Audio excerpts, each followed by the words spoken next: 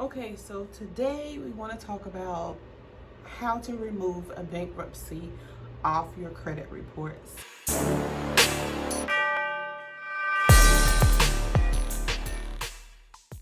Okay, so today we're going to talk about how to successfully remove a bankruptcy off of your credit report.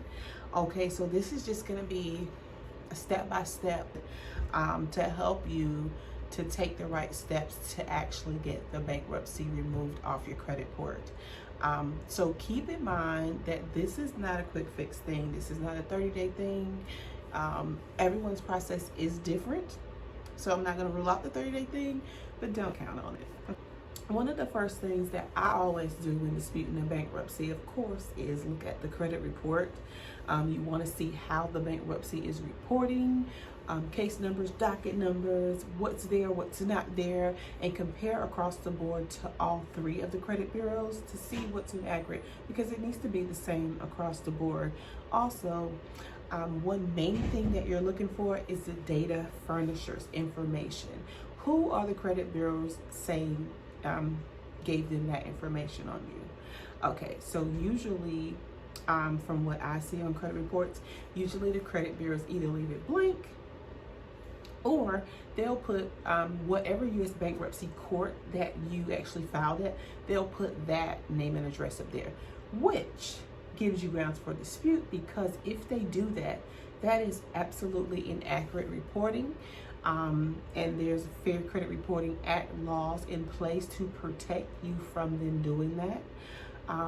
Because the truth is that the U.S. bankruptcy court system does not, I repeat, does not report any bankruptcy information to any of the credit bureaus or consumer reporting agencies. Okay, so secondly, what you would do is to get in contact with the U.S. bankruptcy court that you filed your bankruptcy at.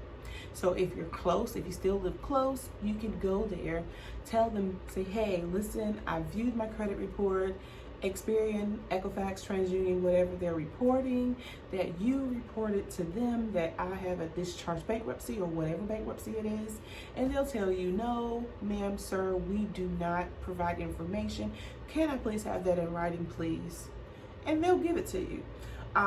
If you are hiring someone like us to dispute for you, we will mail information out to receive information back, the verification letter.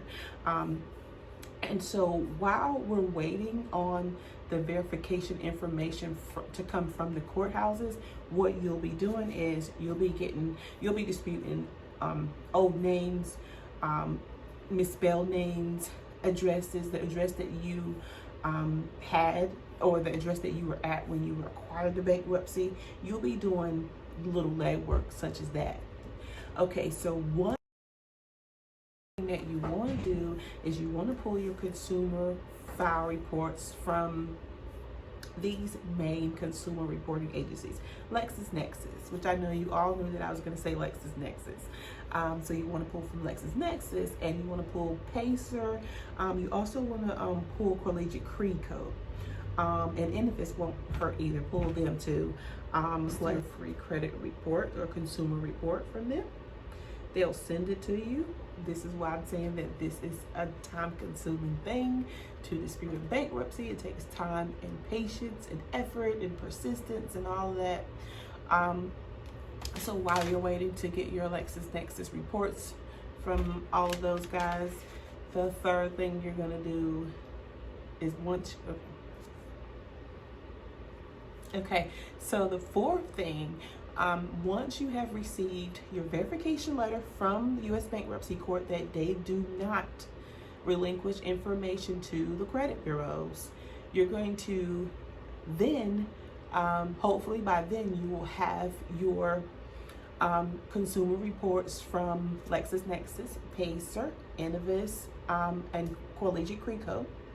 And so you're going to look on those reports to see who's reporting what on you. So you'll be able to see stuff that you probably didn't even know that they recorded on you, such as bank records and things of that nature. But anyway, so you're going to see who's got that bankruptcy information. Chances are there's probably going to be more than one, but more than likely, definitely LexisNexis. And so you're going to look over those consumer reports very carefully and look for inaccuracies. If they are lying on that consumer report saying that the U.S. bankruptcy courts sent them that information, you got them. Okay, so what you do next is you take the letter that you got, the validation letter that you received back from the U.S. bankruptcy court, and you're going to make buku's copies of that, because you're going to dispute it. You're going to write your dispute letter, and you're going to dispute that with the credit bureaus, all three of them, LexisNexis, Pacer, Innovis, Collegiate Creco, whoever else you see that have that bankruptcy on your credit report. You're going to enclose that verification letter in with your dispute reason letter, okay? And you're going to send that out, and then you wait, okay? But this is a little tidbit here that I want to add on to this. Okay, so when it comes to dispute letters, whether you're disputing a bankruptcy, charge-off, collection, whatever it is, okay, have you guys ever heard of the system that the credit bureaus have called eOscar? Okay, eOscar stands for Online Solution for Complete and Accurate Reporting. Whatever. That's what it stands for. I hate that system, because you know what it is? It's just an automated computerized system that once the credit bureaus receive your disputes, you know, you took your time on that template that you used, or you made your own, you know, you created your own letter on your computer, heartfelt letter, you know, explaining the real, what really happened. Or can you please remove this? I need to get a home for my kids, whatever your issue is. And then they don't even read it. They send it in a computerized machine. The machine triggers, and the machine triggers and disputes with whatever credit or collection agency or whoever you're disputing.